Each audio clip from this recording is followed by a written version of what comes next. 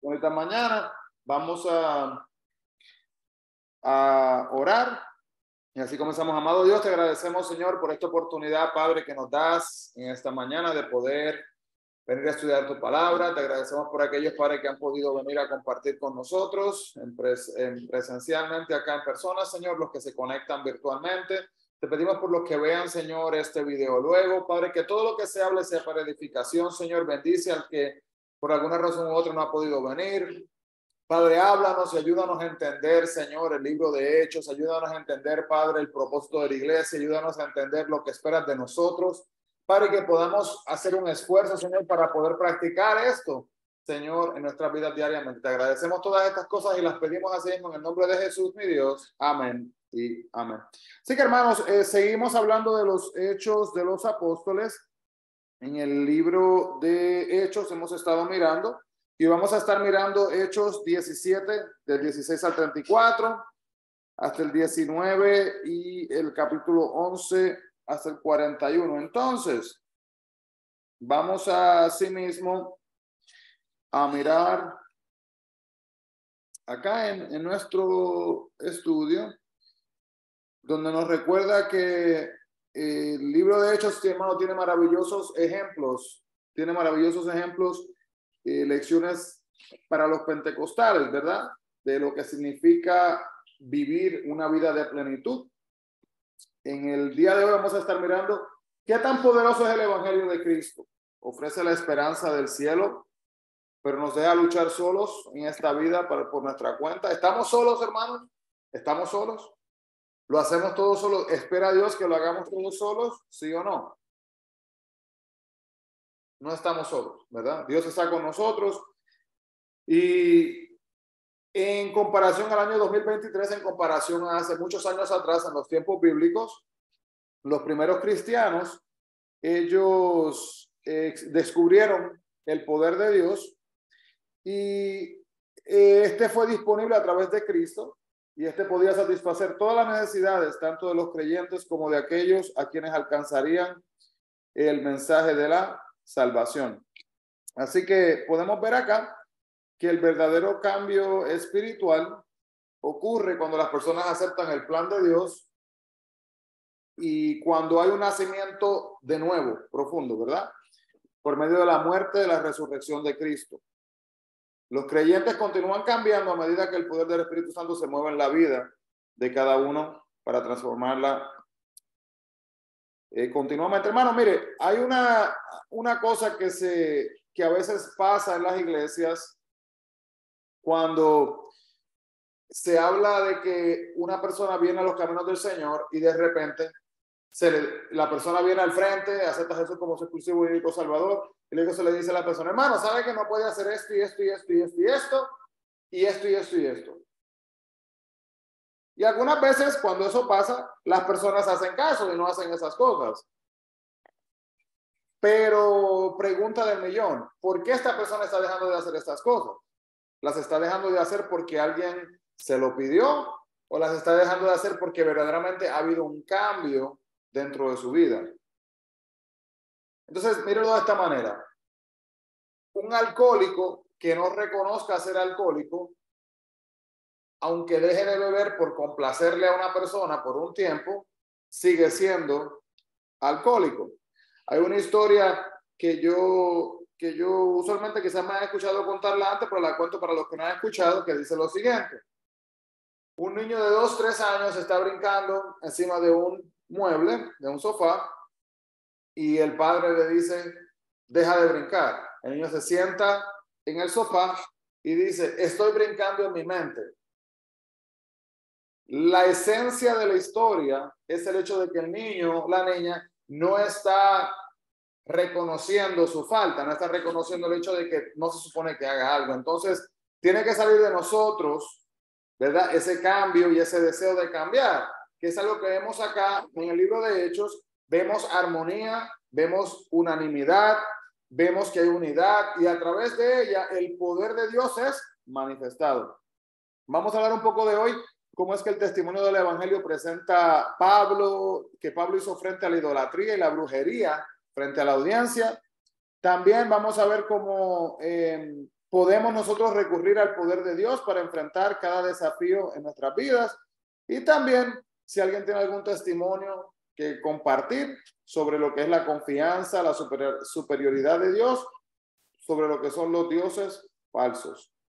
El versículo clave se encuentra en Hechos 19:19, donde dice: así mismo, muchos de los que habían practicado la magia trajeron los libros y los quemaron delante de todos.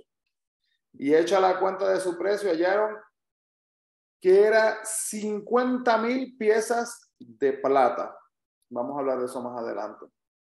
Así que vamos a la primera parte, hermanos.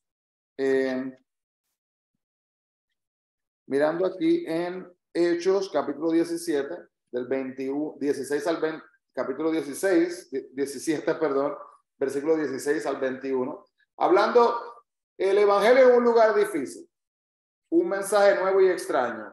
Hechos 17, del 16 al 21. Dice lo siguiente, puede buscarlo en su Biblia, téngalo abierto por ahí, si acaso va a buscar alguno de los versículos. Y yo le pregunto a Lilibet, ¿se le hace fácil compartir a usted de la palabra de Dios con las personas que le rodean? Mr. Quiñones, yo lo hago, cuando puedo lo hago. ¿Y con gente desconocida? Sí, lo hablo, o sea, no tanto basado en la palabra, Mr. Quiñones, sino que siempre les digo que hay que buscar de Dios, y que a Dios no le agrada eso, que eso es lo que me falta, o sea, como que tener la base para decirle por qué Dios no le agrada eso. Muy bien. Pues vamos entonces así mismo a ver cómo es que lo hace. ¿Cómo es que lo hace Pablo acá en la lectura? Dice así. Dice, mientras Pablo los esperaba en Atenas, su espíritu se enardecía, viendo la ciudad entregada a la idolatría. Así que discutía en la sinagoga con los judíos y piadosos, y en la plaza cada día con los que concurrían. Y algunos filósofos de los epicúreos y de los estoicos disputaban con él, y unos decían, ¿qué querrá decir este palabrero? Y otros, parece que es predicador de nuevos dioses, porque les predicaba el evangelio de Jesús y de la resurrección. Y tomándole, le trajeron al Areópago, diciendo, ¿podremos saber qué es esta nueva enseñanza de que hablas? Pues traes a nuestros oídos cosas extrañas. Queremos pues saber qué quiere decir esto. Porque los atenienses y los extranjeros residentes allí en ninguna otra cosa se interesaban sino en decir o en oír algo nuevo. Así que había como sed, ¿verdad?, de escuchar este mensaje, un mensaje nuevo y extraño. Tengamos cuidado, hermanos, antes de entrar aquí a lo que dice, que nosotros mismos a veces por curiosidad podemos escuchar mensajes nuevos y extraños y nos pueden, en vez de ayudarnos a fortalecernos con Cristo, nos puede ayudar a alejarnos de él. Cuando Pablo estaba esperando a sus compañeros en la ciudad griega de Atenas, que se conocía en esa época como un centro intelectual, ¿verdad? Las personas que estaban eran intelectuales, eran personas bien habladas, filósofos que se podían expresar bien. Decía que su espíritu se enardecía porque, hermanos, había una idolatría predominante que él había visto en aquella ciudad. Entonces él lleva este mensaje nuevo a través del único Dios verdadero. Y lo que pasa entonces es que después de visitar, hermanos, los diversos sitios de interés de la ciudad, incluyendo lo que es el Partenón, en lo alto de una famosa colina de piedra caliza llamada el Acrópolis, creo que han escuchado de la Acrópolis, ¿verdad? Anteriormente. Pues Pablo fue a la sinagoga y razonó tanto con judíos como con gentiles piadosos. Y estos gentiles creían en un solo Dios y respetaban la ley y sus enseñanzas morales y éticas, pero no se habían convertido completamente ni tampoco se habían circuncidado. Pablo también entonces habló en la plaza todos los días con los que concurrían. Y como era un centro de la vida pública en las ciudades griegas, la plaza era más que un punto de comercio, era el lugar donde se intercambiaban ideas. Es como decir, hermanos, dentro de un pueblo, lo que es un lugar comunal, donde la gente se reúne, ¿verdad? Y ahí se comparte, se habla. En España, muy conocido como las famosas tertulias, donde se reunían las personas a hablar y a compartir ideas. En Grecia también, ¿verdad? Los filósofos y consecutivamente. Pues eso es lo que está pasando. Entonces, los filósofos epicúreos, con los que Pablo debatía eran seguidores de Epicuro. Y se enseñaba que ellos enseñaban que la naturaleza misma es la maestra suprema y que proporcionaba sentimientos, sensaciones y expectativas con las cuales se prueba la verdad. Pero también estaba disputando con los filósofos estoicos, que ellos remontaban sus comienzos a Zenón de Sitio, ¿verdad? Todos estos son dioses con D minúscula. Y supuestamente este fue el ser supuestamente quien hizo la razón, el deber y la autosuficiencia, la meta de las vidas. Los miembros de ambos grupos reaccionaron al mensaje de Jesús, ¿verdad? Y literalmente lo veían a él como un palabrero, que significa como un recolector de semillas o un chismoso. Y describía a personas que tomaban fragmentos de conocimiento y lo que hacían era que lo repetían sin comprensión. Como una persona que había escuchado un poquito y ahora estaba hablando sin sentido. Pablo sí tenía sentido, pero al escucharlo, personas que no estaban acostumbradas o no tenían conocimiento, ¿verdad?, verdadero de lo que era la palabra de Dios, no pudieron ellos asimilarlo en ese momento y necesitaron más explicación. Entonces, a pesar de su aparente desdén, Pablo fue llevado a lo que es el Areópago, que es el Concilio Supremo de Atenas, y luego incluso después de escuchar innumerables filosofías que se exponían en la plaza, los atenienses encontraron que el evangelio de Pablo era extraño y algunos pensaron que estaba presentando nuevos dioses. Pero la curiosidad, hermanos, terminó siendo una puerta abierta a sí mismo para ellos. Veremos este corto video. La colina de Marte en Atenas era el lugar de reunión de los estoicos y filósofos de la antigua Grecia. También fue el lugar del singular sermón de Pablo que encontramos en Hechos 17. ¿Por qué este sermón es único? Bueno, la mayoría de los mensajes de Pablo se centraban en Jesús como Mesías y en la forma en que cumplía las escrituras del Antiguo Testamento, conceptos comprensibles para el público judío. Pero en la colina de Marte, Pablo adoptó un enfoque diferente. No se refirió ni una sola vez a las escrituras, ni a Jesús como quien las cumplía. Más bien, Pablo adaptó su mensaje a la mentalidad griega. Ellos no conocían las escrituras, por lo que expuso su mensaje utilizando palabras e ideas que ellos entendían. Los griegos, por ejemplo, no conocían los conceptos de pecado o moralidad. Para ellos no había nada malo en su comportamiento o en la forma en que adoraban a sus dioses. Así que Pablo simplemente refirió su experiencia de haber caminado por el ágora o mercado y haber visto el trabajo artístico de los idólatras. Pablo también utilizó la literatura griega para hablarles de la muerte y resurrección de Jesús. Les explicó que sabía que eran religiosos porque creaban ídolos para todo tipo de cosas, tanto conocidas como desconocidas. Las cautas palabras de Pablo le mostraron a su audiencia que tenían razón y a la vez estaban equivocados. Sí, había un Dios que no conocían, y este Dios era quien hizo el mundo y todo lo que hay en él. Al explicar la naturaleza de Dios y el significado de la resurrección de Jesús, Pablo utilizó citas de dos escritores griegos. La primera, en él vivimos, nos movemos y existimos, es de Epiménides. Y la segunda, somos su descendencia, es de Arato. En el contexto original, como está el anfiteatro así, cuando la persona hablaba desde abajo, el sonido se proyectaba como si fuera un micrófono. las citas se referían a Zeus, el dios principal de la mitología griega. Sin embargo, Pablo utiliza palabras familiares para ilustrar el carácter de este dios desconocido, el único Dios verdadero. Muchos creyeron en Jesús aquel día. La elocuencia de Pablo en la colina de Marte no procedía de su capacidad para encarar a las mentes más brillantes de su época, sino de su habilidad para llegar al público allí donde se encontraba. Gracias a su conocimiento de la cultura griega y a su disposición a hablar desde el punto de vista de sus oyentes, pudo anunciar la verdad de Jesús de una forma que podían entender y a la que podían responder. Como creyentes del siglo XXI, a menudo hablamos y pensamos de manera que solo tienen sentido para las personas que conocen la jerga cristiana.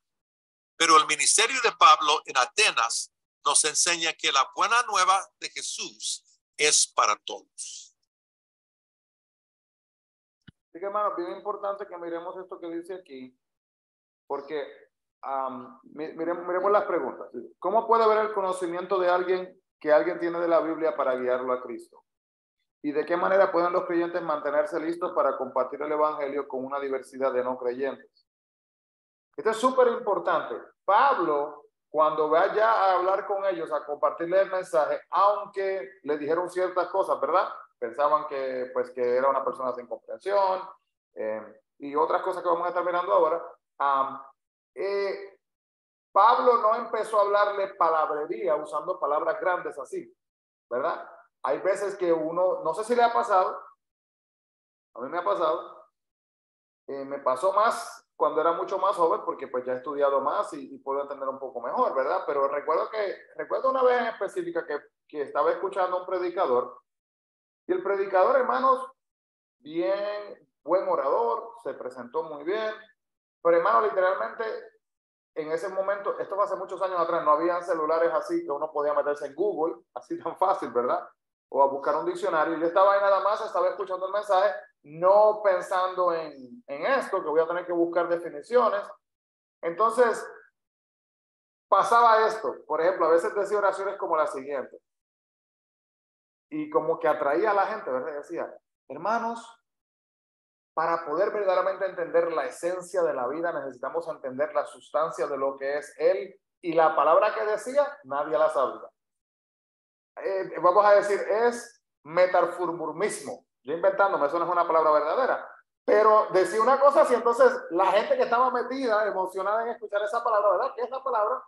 Y luego dice esta palabra y nadie sabe de lo que está hablando. Y luego no la explicaba tampoco. Entonces, esa no es una manera de que, mirando estas preguntas y mirando lo que estamos hablando, no es una manera de uno poder hablarle a la gente utilizando palabrotas, ¿verdad? Lo que se habla de la jerga del cristiano, palabras que están conectadas con la iglesia. Hay veces que usted, si le está dando un campesino, hermanos, tiene que usar palabras que hablan los campesinos. Yo hacía un debate con mis estudiantes y le decía, ok, ¿cómo se dice? ¿Habichuelas, frijoles o frijoles? Y ellos se ponían, hermano, y una discusión se ponía en la clase con los muchachos, ¿verdad? Discutiendo. Y la respuesta es una respuesta un poquito sorprendente. La respuesta es que se dice habichuelas, se dice frijoles, se dice frijoles. Si yo voy a un país donde se dice frijoles, yo voy a decir frijoles. Si voy a un país donde se dice habichuela, voy a decir habichuelas. Si voy a un país donde... Y así consecutivamente, hermano, tenemos que entender que tenemos que hablarle a la gente tal y donde está. Y eso es a veces un poco duro cuando hay personas que llevan tiempo en los caminos del Señor porque siguen creciendo, siguen aprendiendo y entendiendo más. Entonces, cuando van a hablarle a la gente, quieren compartir toda esta información, no entendiendo que tenemos que comenzar con la leche y no con la verdura, ¿verdad? Cuando estamos hablando de eso, tenemos que comenzar desde lo más simple para que las personas puedan entender. Así que mantenga eso en mente, hermanos, cuando usted vaya a hablarle a alguien y decirle, ¿cómo puedo yo compartirle el evangelio a este hermano, a esta hermana? Y una pregunta más difícil, ¿cómo puedo yo compartirle el evangelio a una persona de mi familia que quizás tiene hasta una actitud de yo no creo o no quiero saber nada de Dios? Y en momentos así, pues dice, ay, ¿qué puedo hacer yo en esa ocasión? ¿Qué podemos hacer, hermano, si hay alguien que honestamente le dice a usted que no quiere escuchar de la palabra de Dios? ¿Qué podemos hacer nosotros como personas? insistir, Mr. Quiñones. Yo tengo un caso, Mr. Quiñones, pero Dios es tan perfecto, es tan, o sea, que Él busca, la persona no quiere, ¿verdad? Pero Él busca al que menos uno piensa, Mr. Quiñones. Yo tengo una ahijada, o sea, yo le digo así, es una prima. Usted sabe que allá cuando uno bautizaba, ajá, ese es el ahijado. Entonces, ella es mi prima, pero, ¿cómo se llama?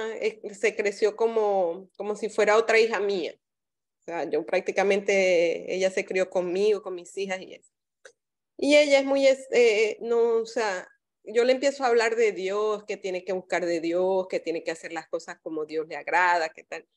Y ella me cambia la conversación, ¿me entiende? Ella no me contesta nada, pero tampoco, o sea, como que evade el tema, ¿no?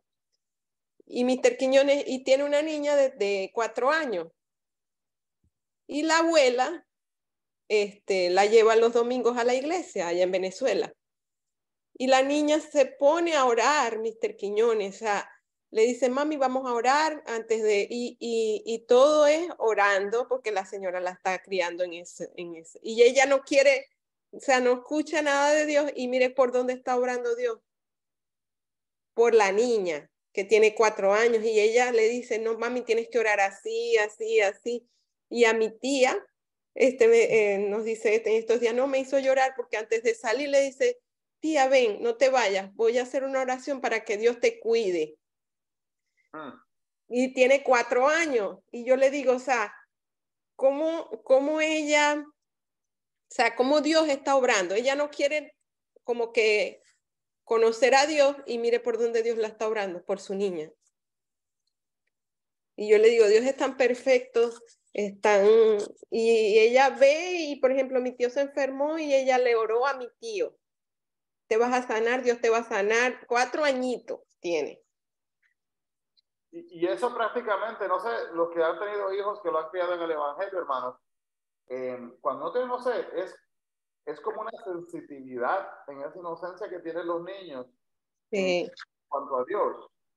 Es una cosa, yo recuerdo a mis niños cuando eran pequeñitos, pues nosotros siempre orábamos antes de que se acostaran, ¿verdad? Y algunas veces ellos venían y nos contaban esos sueños que ellos tenían, que literalmente eran sueños angelicales, literalmente, como que estaban literalmente prácticamente ahí rodeados de ángeles y cosas que ellos decían que uno decía, wow, ¿verdad?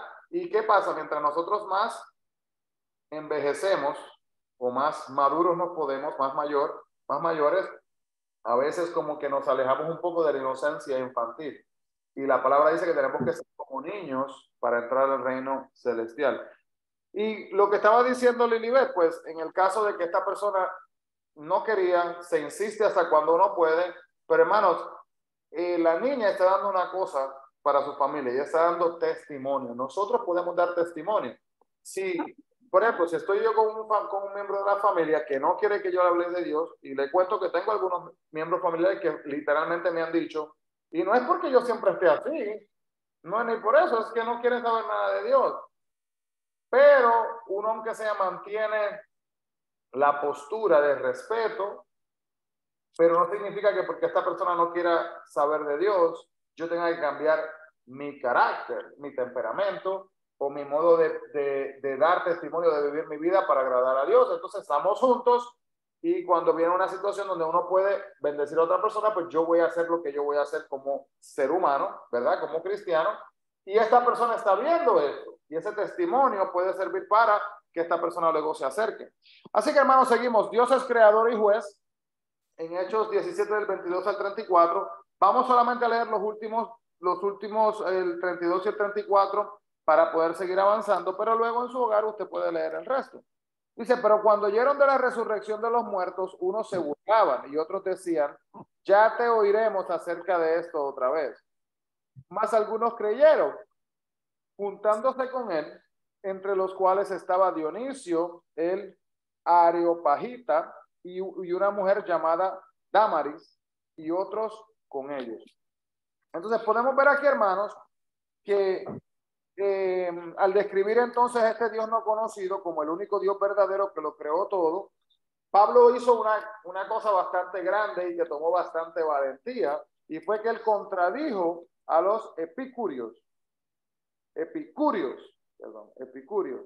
y que creían que la materia era eterna. Entonces Pablo explicó que no hay templo hecho por manos humanas que se contenga a Dios, sino que él no se sustenta de los sacrificios que ofrecen los seres humanos. Más bien el Dios, que él es el mismo, es el que sustenta la creación completa, ¿verdad? Él no necesita... Hermano, mírese de esta manera. Si usted tiene la habilidad de estar aquí en el día de hoy, cantar una canción, de tomar una parte, de hacer algo para servir a Dios, esa es una oportunidad que Dios le da a usted, pero eso no significa que si usted no estuviera ahí, alguien más lo estaría haciendo. Si yo no estuviera aquí parado hoy, alguien más lo estaría haciendo. Nosotros tenemos la bendición, ¿verdad?, de poder ser instrumentos de Dios, pero hermano, la realidad es la siguiente: si yo no lo hago, lo va a hacer alguien más. Es prácticamente como obra, así que podemos decir gracias Dios por la oportunidad para hacer instrumentos tuyos. Entonces, Mr. Quiñones, disculpe. Yo pienso que cuando Dios quiere que lo busquemos, Él va a obrar de cualquier manera. O sea, a cualquier persona nos va a direccionar. Así no queramos. O sea, Dios es perfecto en todo. Y cuando Él nos quiere en sus caminos, Él va a poner a la persona idónea que te va a llevar a ese camino. Aunque no tenga lógica. Sí. Yo conozco un hermano que hoy día él le sigue sirviendo a Dios, una persona que le servía a Dios, estudió en el instituto bíblico, se apartó de los caminos del Señor, habiendo estudiado la Biblia. Mire eso, estudió la Biblia y luego se apartó. Y estuvo años viviendo su vida. Y un día, hermanos, estaba caminando por una calle después de ir estaba en una fiesta y estaba caminando a su casa y había un señor borracho tirado en la calle. Y ese señor borracho le empezó a hablar de Dios al hombre. El borracho hablándole de Dios al hombre. Hermano, y ese hombre terminó entregándole su vida a Dios nuevamente y cambió en ese momento. De una persona borracha. Dios no tiene límites. Dios usa lo necesario, como dijo Lilibet, para alcanzarnos. Entonces, tenemos que entender, hermanos, que este Dios creador ha dirigido la historia de la habitación humana en toda la tierra para dar a los seres que Él creó la oportunidad de buscarlo y de hallarlo.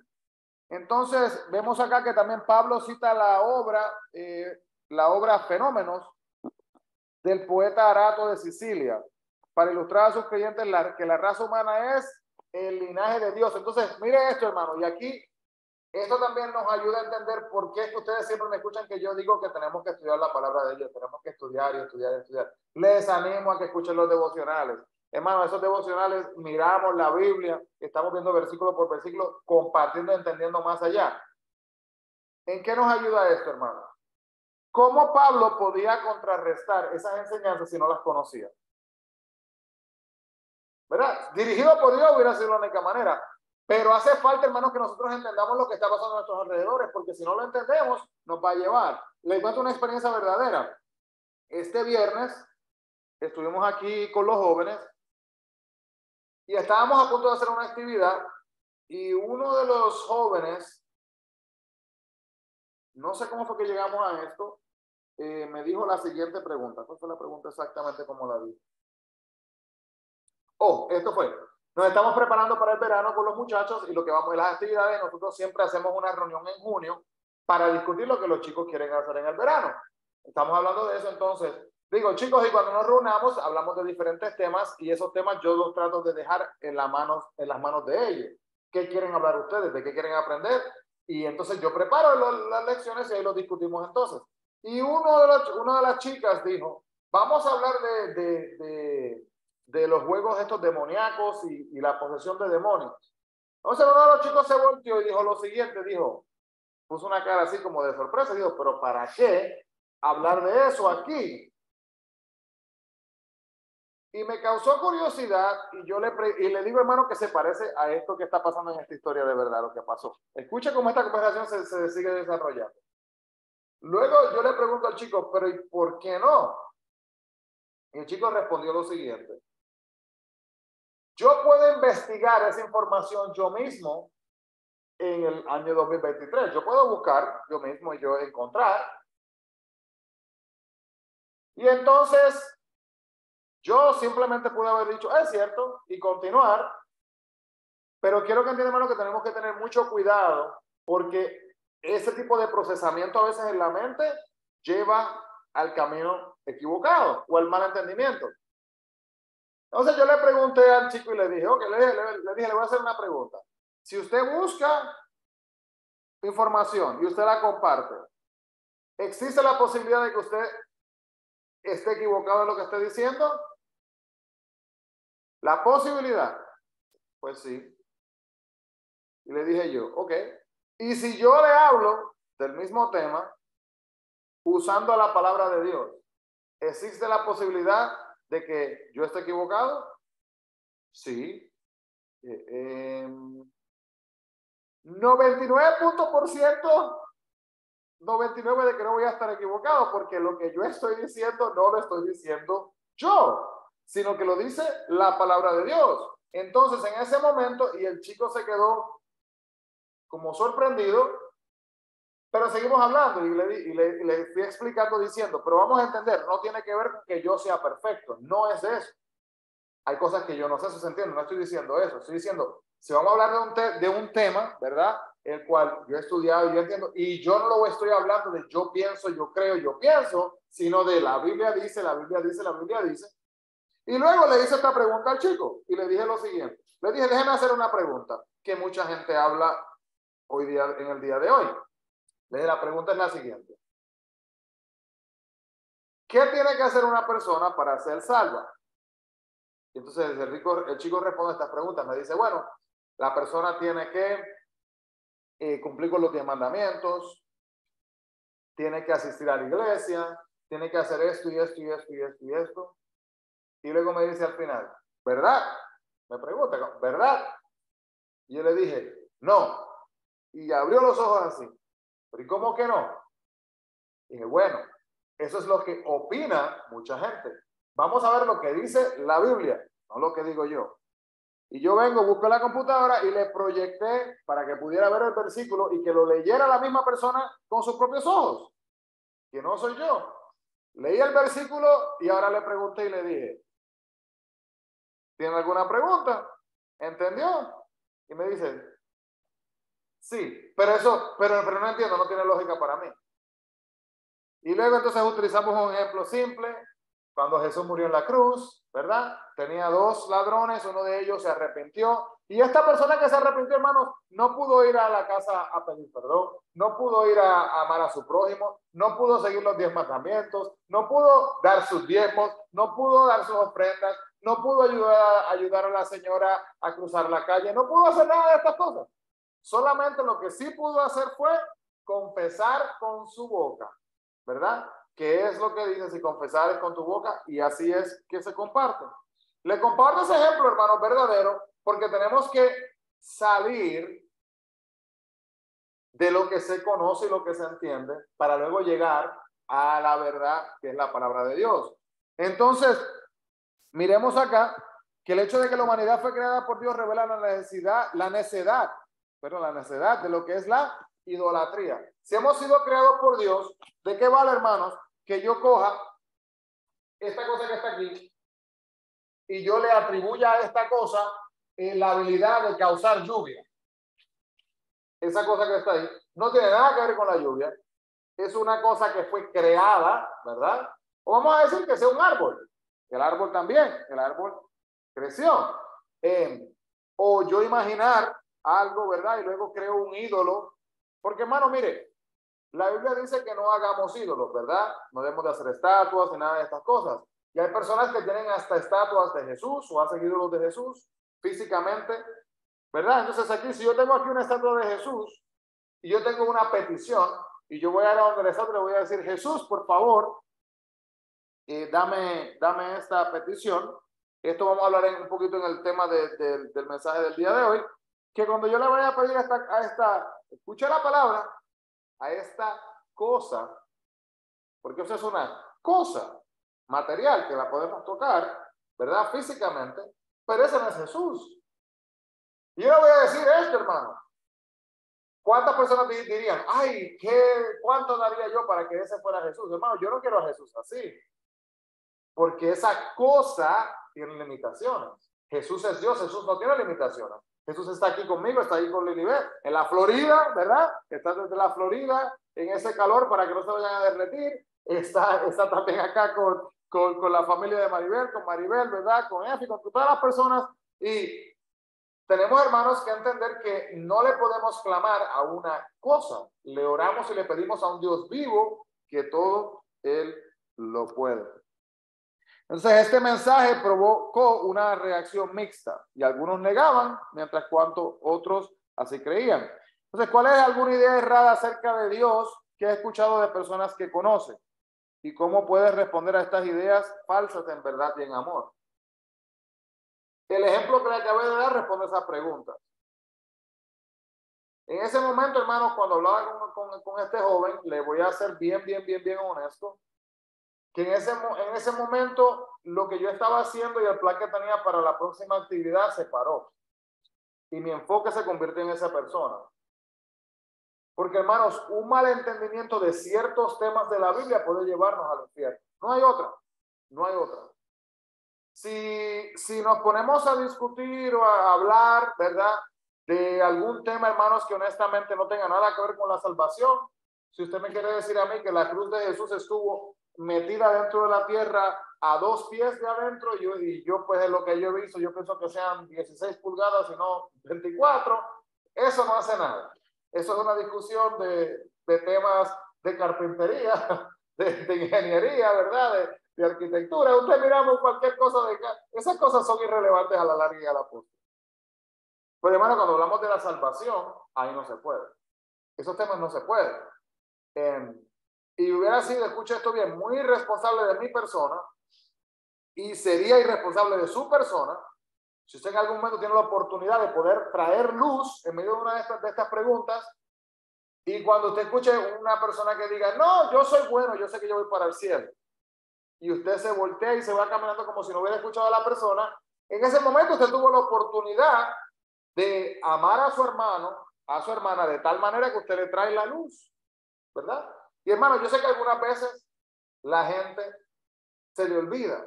Mire, hermanos, agarra su celular, ponga ahí en Google, si confesares con tu boca, no sé dónde está en la Biblia, y usted solamente dice, si confesares con su boca, lo dice así nada más, pues déjeme escribirlo. Si confesares, que no sé por qué, se me fue para otra cosa. Si confesares con tu boca, ahí salió y ya está. Romanos 10, 9 al 10. Decimos, yo no conozco la Biblia. Mire, hermano, ahí está. Y si usted está hablando, mire lo que dice la persona. Hay veces, hermanos, tenemos que aprender a hablar la Biblia y no lo que uno piensa. Porque a veces nosotros buscándole la vuelta a la gente, bueno, usted dice que es así por hacer buena obra, pero yo pienso, pero hermano, lo que usted piensa se supone que esté basado en la Biblia. Así que ni diga yo pienso, diga la Biblia dice, y usted le muestra a la persona. Mira lo que dice aquí. Y usted va y le habla y le dice que si confesares con tu boca que Jesús es el Señor y creyeres en tu corazón que Dios le levantó de los muertos, serás salvo. Porque con el corazón se cree para justicia, pero con la boca se confiesa para salvación. Ahí lo dice clarito. No hay opinión. Usted no está discutiendo con nadie, sino está compartiendo lo que dice la palabra de Dios y nada más. Vamos aquí, señales radicales de arrepentimiento. Vamos aquí rapidito, vamos a ver en Hechos 19 del 11 al 17. Vamos a leer el 11, 12 y el 18. Y el 11 y el 12, perdón. Dice así. Y hacía Dios milagros extraordinarios por mano de Pablo, de tal manera que aún se llevaban a los enfermos los paños o delantales de su cuerpo, y las enfermedades se iban de ellos, y los espíritus malos salían. Entonces, hermano, mire, Dios impulsó su obra en Éfeso de tal manera que estaba realizando milagros extraordinarios por mano de Pablo. La sanidad y la liberación de los malos espíritus ocurrieron comúnmente a través de Jesús y sus seguidores. Y también, hermano, eso es una promesa que es para usted y para mí. Pero ¿por qué lloré y Dios no sanó? Tenemos que entender, hermano, que usted puede decirle a Dios lo que usted quiere exactamente. Pero Dios es Dios y Dios va a obrar de acuerdo a su voluntad. Por eso es que tenemos que decir al final de la oración que sea tu voluntad. bien importante. Sin embargo, el aspecto extraordinario de estos milagros que Dios realizó a través de Pablo, en este caso, fue el uso de objetos intermediarios. Escuche esto, porque si no había escuchado esto antes, o si lo he escuchado, de aquí de dónde sale. Objetos intermediarios como pañuelos y delantales. Entonces, hermano, había un grupo de exorcistas ambulantes judíos, que eran los 7 hijos de Seba, que intentaron expulsar demonios utilizando el nombre de Jesús. Escucha esto. Ellos eran exorcistas que estaban tratando de sacar demonios utilizando el nombre de Jesús. Y ellos no tenían una relación con Jesús y no tenían autoridad para usar el nombre de él para efectuar esta liberación. El demonio no está obligado a obedecerlos y en cambio hizo que el hombre atacara brutalmente a estos hijos de Seba. Esto lo puede leer la historia luego en Marcos capítulo 5, versículo del 1 al 5. Y los habitantes de Éfeso habían sido testigos de un gran contraste, de que Dios había obrado a través de Pablo para traer sanidad y liberación sobrenatural. Pero aquellos que tratando de manipular el poder de Dios para sus propios fines, se encontraron a merced del mismo poder maligno que querían expulsar. Hermanos, hubieron momentos que personas fueron a confrontar los demonios y cuando fueron a confrontar los demonios terminaron atacándoles a ellos, literalmente físicamente. Hermanos, si usted ha tenido oportunidad de estar presente donde ha habido una intervención, ¿verdad?, en contra de espíritus, ¿ha estado, Maribel, en algún momento? ¿No? Lilibet, su familia, alguien más que han tenido esa oportunidad. No, Mr. Quiñones. Es algo impactante, es algo sobrenatural, es algo que verdaderamente nos lleva a entender y nos ayuda a entender, hermanos, que verdaderamente Dios es real. Pasan cosas que podemos hablar un día más de eso más profundamente, pero hay cierto tipo de orden también que tiene que mantenerse establecido durante este momento, ya que solamente porque, como podemos ver aquí, que un exorcista menciona a Jesús, repito lo que dije anteriormente, que esta estatua, ¿verdad?, que de Jesús no tiene poder. Que yo diga Jesús así de boca, sin yo hablar de Jesús, que es nuestro Dios, tampoco hace nada. Pero cuando yo sé de qué estoy hablando y entiendo que estoy hablando del Hijo de Dios, ¿verdad?, de nuestro Padre Celestial, ya es algo totalmente diferente. Entonces, hermanos, esta parte que menciona aquí de los pañuelos y de los delantales, hay personas que en el día de hoy, ustedes no sé si lo han visto en la televisión, que dicen que si usted quiere un milagro, que usted llame, que dé una contribución y le van a enviar un pañuelo. Y usted coge ese pañuelo, usted lo pone en la almohada de la persona y Dios va a obrar. Pero, hermanos, ore usted por la persona y deje que Dios obre, ¿verdad? No hace falta necesariamente que, el agua bendita del río del Jordán. Hermano, si usted quiere tener agua del río del Jordán, ¿verdad?, para saber que es real el río Jordán como una memoria de ese lugar, pues maravilloso. Pero si usted tiene un problema y usted va a abrir el frasquito de agua y va a echarse agua del río del Jordán por encima porque esa agua tiene un poder, no puede ser así, tengamos que tener cuidado. Entonces, el nombre de Jesús tiene su supremacía sobre cualquier otro nombre y estos sucesos le dieron entonces gran honor. El nombre de Jesús es poderoso y también debe ser respetado. Usar su nombre sin la autoridad que proviene de una relación recta con él puede conducir al desastre.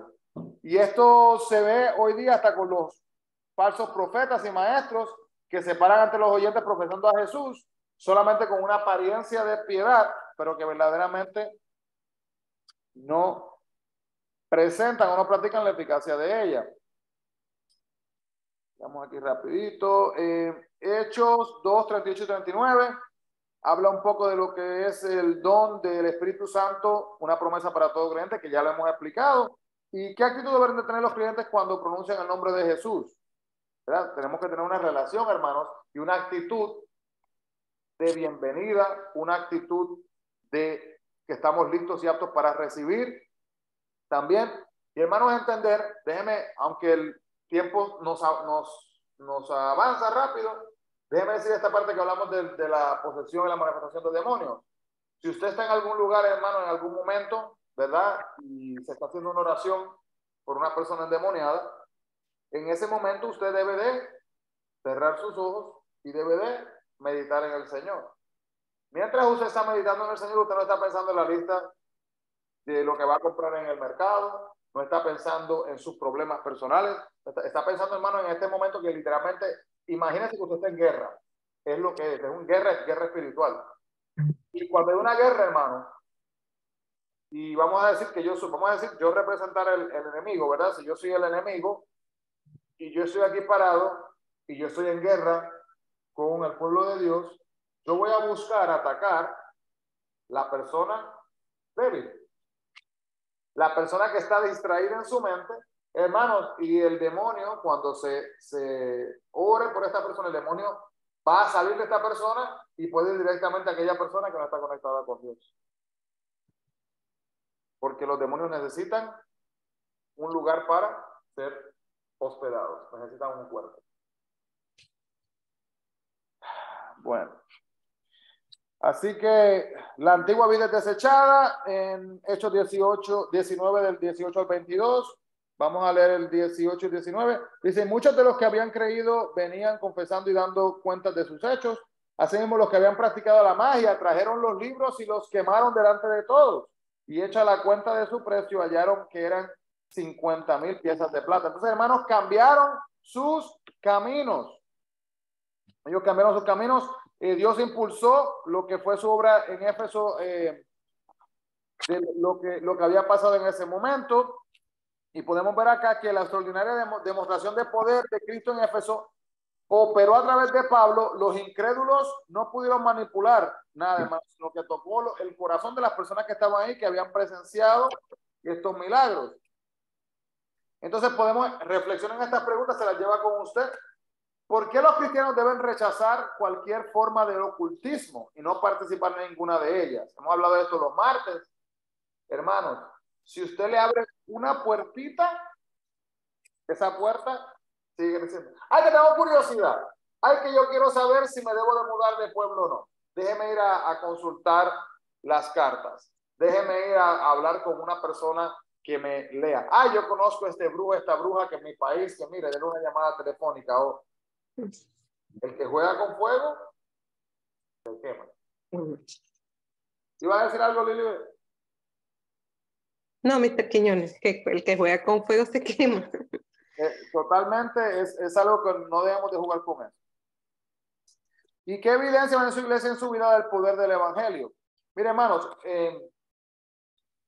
cuando hemos orado, ¿verdad?, por ciertos milagros y ciertas cosas que literalmente diría muchos que no tienen lógica y de repente han pasado, hemos visto como Dios verdaderamente obrado y tenemos que mantener nuestra fe en Él, entendiendo que el ateísmo va a continuar moviéndose. Y el último tema rapidito, oposición al evangelio, desafío a la idolatría. Hechos 19 del 23 al 31. Vamos a leer el 23 al 27. Dice así. Hubo por aquel tiempo un disturbio no pequeño acerca del camino, porque un platero llamado Demetrio, que hacía de plata templecillos de Diana, daba no pocas ganancias a los artífices, a los cuales, reunidos con los obreros del mismo oficio, dijo, varones, sabéis que de este oficio obtenemos nuestra riqueza. Pero veis y oís que este Pablo, no solamente en Éfeso, sino en casi toda Asia, ha apartado a muchas gentes con persuasión, diciendo que no son dioses los que se hacen con las manos. Y no solamente hay peligro de que nuestro negocio venga a desacreditarse, sino también que el templo de la gran diosa Diana sea estimado en nada y comience a ser destruida la majestad de aquella a quien venera toda Asia y el mundo entero. Así que, hermano, el ministerio del evangelio suscitó la confrontación entre el reino de Dios y el reino de las tinieblas. Los demonios y las enfermedades huían cuando se ponían sobre los enfermos piezas de tela que habían pertenecido a Pablo. Otro choque de reinos tuvo lugar cuando las ganancias del platero Demetrio se vieron amenazadas por el mensaje del evangelio de Pablo. Hermano, les cuento rapidito. Hay veces, hermanos, que hay gente que practica este tipo de actividades, ¿verdad? Erróneas, idólatras. Me ha pasado, creo que en 2 ocasiones, algunas veces hemos conocido familias que han comprado una casa, ¿verdad? Y nosotros hemos ido a orar por esta casa física, ¿verdad? Que A veces la gente dice, pero ¿y por qué está orando usted por un auto? ¿Por qué ora usted por una lavadora? ¿Por qué, hermano? Son bendiciones de Dios. Pues oramos por ellas, ¿verdad? No es que estamos dándole características de seres humanos, no es eso. Pero le agradecemos a Dios. Entonces, hermanos, recuerdo una casa en particular que oramos aquí en Dover, casi llegando hasta Mine Hill. Y cuando entramos a esa casa, hermano, estábamos orando y todo bien en todos los cuartos, hasta que llegamos a un cuarto. Y le cuento, hermanos, que cuando llegamos a ese cuarto, que estamos orando, estamos con aceite ungiendo la casa también. Y cuando llegamos a ese cuarto, hermanos, se sentía una presencia que le cuento que la oración de ese cuarto fue totalmente diferente a la oración de toda la casa completa. Porque en ese cuarto, ahí había algo. Ahí había algo. Algo había surgido ahí, no sabemos exactamente qué, pero hermano, algo había pasado en ese cuarto. Después de que oramos, hermano, ¿sabe qué? Se sentía diferente. Tranquilo. Porque mira lo que pasa, hermano, si nosotros somos luz, como dice la palabra de Dios, ¿verdad? Se supone que seamos luz y estamos yendo a la tiniebla. Cuando yo voy a la tiniebla, hermano, la tiniebla no puede opacarme a mí, porque yo soy luz. Porque yo represento a Dios, porque Dios está conmigo. Entonces, tenemos que estar dispuestos y listos para poder desafiarla. Así que, ¿cómo ha visto chocar el reino de Dios y el reino de Satanás? ¿Y en qué forma podría manifestarse la idolatría, tanto literal como espiritual, en el mundo moderno? Y estas son algunas de las preguntas que estaban preguntando los jóvenes. Hermano, y lo último, la oscuridad de las creencias falsas. Podemos ver que en la confusión del teatro de Éfeso, la mayoría de las personas no sabían por qué se habían reunido. Los judíos de la multitud, ya sospechosos del pensamiento de sus vecinos idólatras, sacaron de la multitud a Alejandro, que era posiblemente el calderero, que Pablo menciona en 2 de Timoteo 4, 14 y 15, para que hablara a la multitud. Pero la multitud reconoció a Alejandro como judío y le repitió el grito de alabanza a Diana. Así que, hermanos, para no necesitar la intervención del Imperio Romano, el escribano de Éfeso procuró calmar a la multitud y les aseguró la gloria de la ciudad de Éfeso como guardiana del templo y la imagen de Diana. Mire, hermano, tenga mucho cuidado a lo que usted le da la bienvenida a su casa, lo que usted le da la bienvenida a su persona también, hasta un llavero, hasta los regalos que uno puede recibir.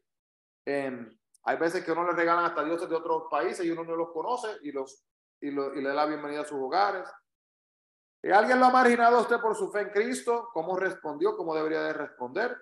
Mediten esto. ¿Y cómo usó Dios la presencia del Imperio Romano para mantener el orden mientras se difundía el evangelio? Así que, hermanos, terminamos con esto.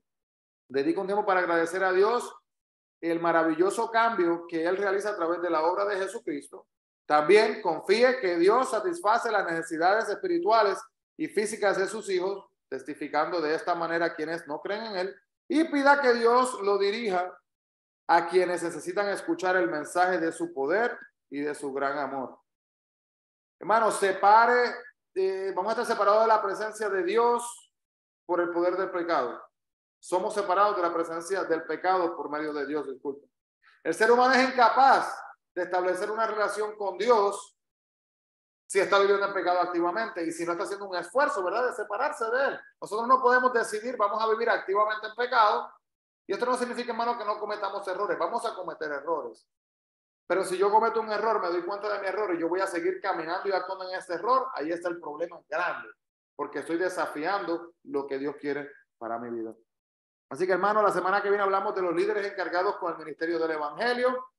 Y espero que se les haga posible venir, ya que vamos a estar también planificando una actividad que vamos a hacer para poder compartir asimismo el evangelio con personas que nos rodean. Vamos así mismo, hermanos, a orar y así nos despedimos y nos preparamos para el servicio en esta tarde. Amado Dios, te agradecemos, Señor, por esta oportunidad de estudiar tu palabra. Gracias por cada hermano, cada hermana que se ha unido con nosotros físicamente, Señor, y también los que se han conectado. Te pedimos, Padre, que continúes hablando, manifestándote de una manera especial, Señor, y que nos ayudes a poder continuar creciendo diariamente en tu palabra, Señor, no alejándonos, sino acercándonos más íntimamente con una relación contigo. Te agradecemos todas estas cosas, Señor, y te pedimos, Padre, que tú te muevas para la gloria y la honra de tu nombre. Padre, rompe cadenas, Jehová, restaura, quebranta, Señor, y ayuda, Señor, a establecer, Padre, una esencia, Padre, que solamente nos ayude a mantenernos conectados contigo, para que podamos sentir, Señor, el aroma, Padre, de tu aceite derramado sobre nuestras cabezas, Señor, de tu misericordia, de tu piedad y de tu instrucción y guianza. Te agradecemos todas estas cosas, Señor, en el nombre de Jesús. Amén y amén. Sí, hermano, Dios les bendiga a todos grandemente. Bendiciones.